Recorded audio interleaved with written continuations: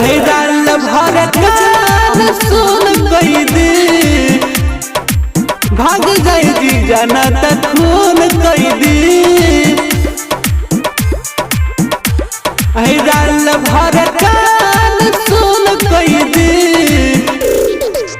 जन्मों से ज्यादा हमसे प्यारू करेला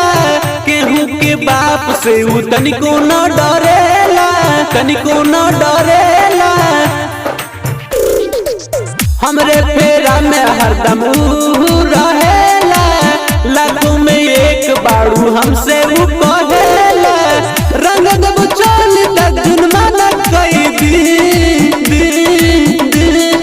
डाल भर कान सुन कई दी भाग जाई जी जाना त खून कई दी डाल भर कान सुन कई दी भाग जाए जी जाना त खून कई दी डीजे अमित तिवारी अपहर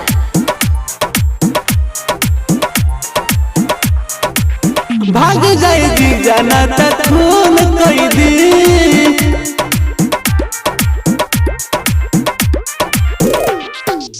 बात मन जाई जीजा हमके न सुताई काके जबरदस्ती जीजा हमके न पटाई हमके न पटाई